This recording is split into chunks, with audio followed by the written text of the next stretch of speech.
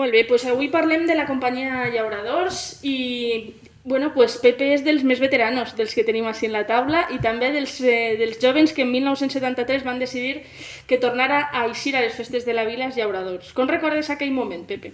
Bueno, jo era molt jove, recordo, jo crec que tenia 14 anys, i recordo que va haver un moviment, sobretot de gent de l'Horto, ens van convocar allí en l'Horto, jo recordo que ens veien allí en la casa del Tocayo, i que per cert tenim així un discípul, i jo recordo això, que hi havia un moviment de traure la companyia, sobretot en la gent de l'Horto, i jo penso que aquest moviment va aglutinar, va convocar a quasi la majoria de la gent de l'Horto, que la majoria van durar molt pocs anys, no? Després la companyia va anar refent-se, va anar reformant-se, i ahí hi havia unes persones que van dur la iniciativa, no? El pare d'Àngela, Ximo Seva, Miguel Ferrandis, en Gloria Ostiga, Gaspar el Tocayo. Era gent que tenien més edat que nosaltres i que vam saber arrastrar en aquell moment el clamor de retraure, perquè la companyia Llauradors havia eixit anteriorment, i en aquests moments va ser una companyia, jo penso que va ser molt numerosa, molt numerosa. I com recordes aquests primers anys? Jo procedia dels pescadors. La meva família, tradicionalment, els morenos, estaven en els pescadors, i jo venia dels pescadors, del jovenet, ben xucutiu. I el clamor va ser tant que la gent jove ens convocaven i 3 mesos antes de festes ensallaven, traien els gastadors, entonces anaven ahí on està Indisa avui en dia, i ahí ensallaven, i estaven 3 mesos ensallant per fer els passos, els cruces, i era una cosa molt novedosa, i a més que era novedosa, ho vivies, eres jove i ho vivies. Hi ha que tenir en compte que les festes d'aquell entonces no es pareixen en res a les d'ara. Les d'entonces convocaven a tots els festers i anaven, muntaven el quartel, el decoraven, anaven al riu a dur baladre, el baladre era molt popular en aquelles fetges.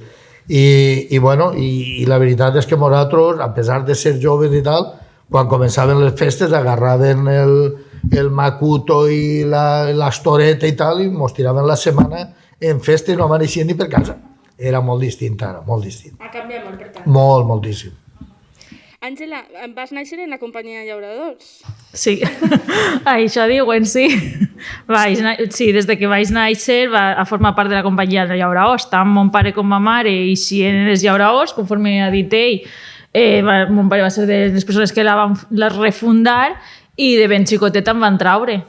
Com a anècdota, el primer any que em van traure en un cabàs i em portaven ma mare i ma tia, i havia un entrevistador de ràdio i pensaven que era un ninot el que portaven, perquè era tan xicoteta, era molt xicoteta i pensaven que era un ninot, sí. I com recordes aquests anys de xicoteta en la companyia?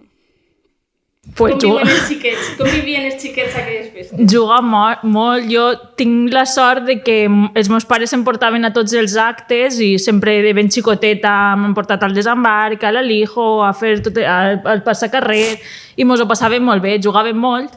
Isa, que està així a la taula, també era la nostra niñera, ens portava a tots pa amunt i pa avall i mos duia, com a responsable ella de tots nosaltres, mos duia a tots els puestos.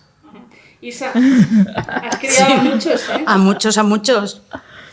Pues desde los hijos del Moreno, pues todos. Ángela, las hijas de Muñoz, todos. Tocayet, todo.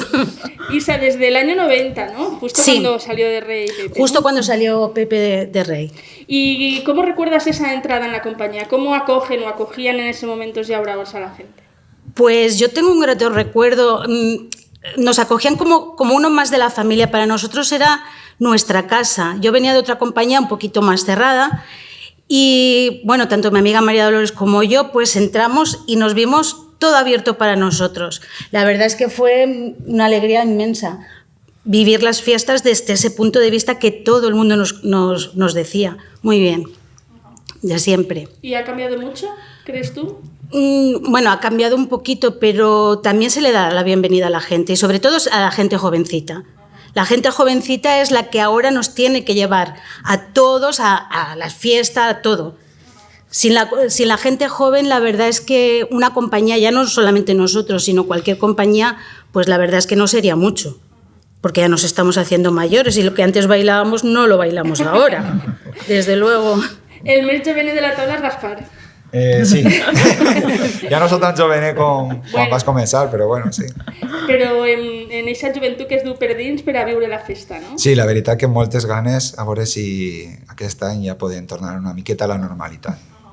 Gaspar, tu com recordes la teua trajectòria en la companyia? Com descriuries la companyia Llauradors des de la teua experiència? Bé, jo vaig començar una miqueta quan era una mica menut, quan van néixer crec que meus pares van tindre una etapa no molt bona econòmicament i no van estar així. Però sí que recordo després pues, tornar a començar i ja m'agradaven i me'n vaig anar a una altra comparsa, no? A una altra companyia. I ja al voltant dels 12 o així, sí que recordo tornar a la companyia Llauradors, no? Ja anava de la mà pues, del fill de Pepe, Kiko. Bueno, eren poquets, no?, de la nostra edat, del 91. Pràcticament quan va començar Isa. Ella estava començant les festes i jo estava pràcticament naixent. La mamà de tots.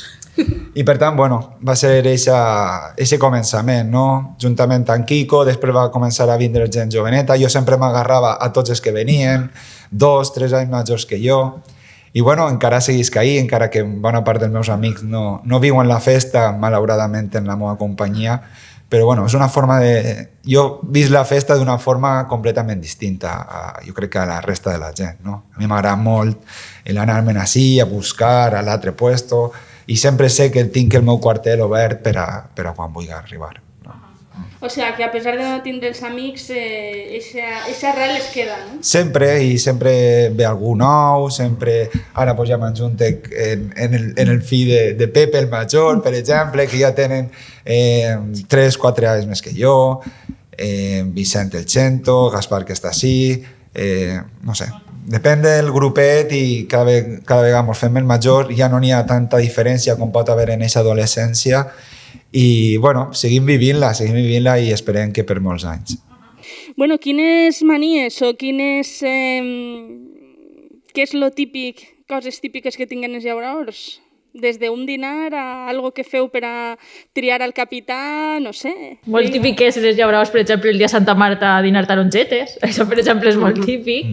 Està aquest petit guisat, això sempre s'han encarregat. Les persones més majors de la companyia tenien com a tradició, normalment els altres quarters no solien dinar el dia de Santa Marta. I nosaltres sí que anem al quartel, dinem i tenim les tarongetes sempre, que això és molt, molt tradicional de nosaltres. Fa temps que va sorgir això, no? Pues això va néixer la idea, bueno, tots són anècdotes. El tema és que nosaltres hem tingut afortunadament un abanderat moltíssims anys, José Manuel Arriba, de fet se li va quedar, a faltar fa poquet, se li va quedar el renom de l'abanderat, o sigui, possiblement li preguntes a la gent com li diuen al xic i no ho sabien, m'entén? Perquè tot el món li dia l'abanderat. I este xic tenia una finqueta en Tagarina, ahí baix d'Aitana, i tenia un colomer. Entonces pues, va eixir una vegada la idea i va dir, vaig a dur uns coloms i el dia de Santa Marta anem a agarrar i a fer-nos, anem a fer-nos un caldo. I bueno, el caldo va començar a parlar-se. Al final, pues, bueno, havia un grupet en la companyia que ens agradava molt el tema de la cuina i pues, si fem caldo anem a fer taronget. I van néixer les tarongetes i es van quedar ubicades pel dia de Santa Marta i si jo mal no recorde crec que fent-les d'eixa manera, o sigui, nosaltres personalment crec que han estat 41 anys. 41 anys. Prou temps, eh? Prou temps. Prou temps. I com és un dia de festa en el quartel dels llauradors? Com és un dia? Pues Depèn del dia. El primer o l'últim. El primer comença molt pronte i l'últim acaba molt pronte també, no? Per dir d'alguna manera. Però bé, sí, podem començar Bueno, depenent també, jo crec que les franges d'edat compta molt. Sí, però per exemple, nosaltres sí que solem eixir tots els matins de passar carrer. És una cosa que sí que tenim per costum fer. Cada matí eixim de passar carrer, anem a visitar algunes companyies o penyes que tenim tradició també. Cada any anem a visitar a X persones perquè són les que més confiança tenim i intentem visitar tots els anys. Això, per exemple, sí que solem fer-ho. Després, la vesprada de l'Alijo, també tenim la tradició de fer el tarder, o què diem, que això va sorgir també d'una manera improvisada, de la banda de música, es queden dos músics a tocar, estem en la juera, i així va començar, fins que ja s'ha convertit en quasi algo oficial de nosaltres, que veig gent de fora a passar aquesta vespre allí, perquè és molt divertit, també. I sobretot el tema del passacarrer, jo també m'aniria que som una de les poquetes companyies, perquè m'ho han dit, que visiten a les penyes xicotetes, penyes que no tenen banda de música ni res, i nosaltres som de les poquetes que, encara que pot pareixer que fem mal econòmicament a aquesta penya, per parlar d'alguna manera, perquè som molta gent i podem una mica menjar i beure durant un ratet d'ells, però són agraïts en quant a, diuen, sou de les poquetes companyies que veniu i ens feu la visita i esteu així un ratet amb nosaltres i tenim la música i això ens alegra, no? No sé que els noms, però sí que me recordo per la penya que s'han juntat així al Xale Centella, veritat, crec que és dels mercaders, i la Madroc, i també la del Rif, una penyeta que, bueno, crec que així era la teva germana, veritat, per exemple, d'ahir d'allà. Vull dir, tenien certes penyes que possiblement molts festers no sabien que existeixen i que nosaltres visitem i això també és d'agrair, no?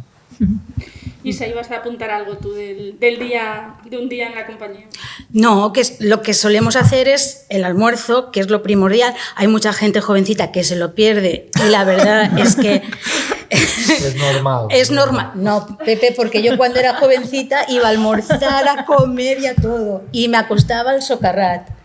Pero bueno, que es muy bonito ver por las mañanas, te has acostado, y no sé, y da alegría el recibir a amigos que vienen a almorzar contigo, después corriendo te vas para el pasacalles, no sé, es la ilusión de corre, que se va la banda, y no sé, la verdad es que es un día, a mí me gusta cada vez más el tema de por la mañana, sobre todo los pasacalles, cuando vamos todos con la solanera, echándonos agua todos, pero que nos lo pasamos muy bien, la verdad.